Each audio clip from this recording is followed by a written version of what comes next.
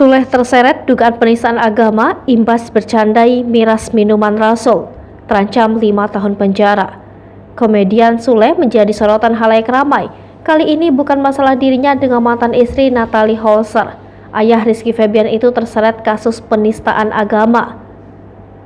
Imbas aksinya itu, Suleh pun dilaporkan ke pihak berwajib dan juga mendapatkan beragam hujatan dari para netizen. Permasalahan bermula usai Suleh hadir di kanal YouTube milik Budi Dalton bersama rekannya Mang Saswi. Dalam salah konten di kanal YouTube milik Budi Dalton, mereka sedang memperbincangkan banyak hal. Kemudian dalam satu percakapan, Budi Dalton mengatakan jika miras itu minuman Rasul.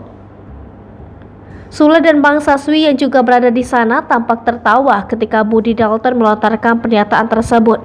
Karena itulah Suleh dan rekannya itu juga terseret dalam dugaan penistaan agama ini. Pernyataan Budi Dalton itu langsung menuai respon pro dan kontra dari banyak pihak. Budi Dalton sudah membuat permintaan maaf dan sudah memberikan klarifikasi mengenai statement tersebut. Namun, Novel Bakmumin selaku anggota Persaudaraan Alumni 212 tetap melaporkan Budi dan rekan-rekannya itu.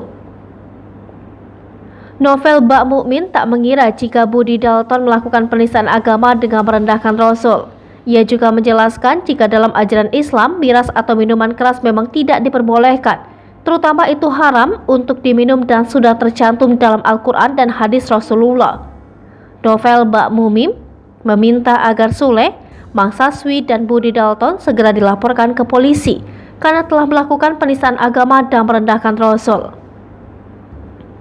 Seperti diketahui, Budi Dalton dikenal sebagai budayawan Sunda sekaligus pendiri dan presiden dari komunitas Bikers Brotherhood, serta ia mengajar di Universitas Pasundan. Laporan yang dilakukan Novel Bakmumin kepada Budi Dalton mengacu dugaan penistaan agama dan Undang-Undang Pasal 156A KUHP, Jungto 27 ayat 3, Jungto 28 ayat 2, Jungto 40 ayat 2, Jungto 40 atas 2P, Undang-Undang 19 tahun 2016 tentang Undang-Undang Informasi dan Transaksi Elektronik. Hingga kini, Suleh belum buka suara mengenai dugaan penistaan agama ini. Dirinya masih sibuk mengurusi beberapa pekerjaannya belakangan ini.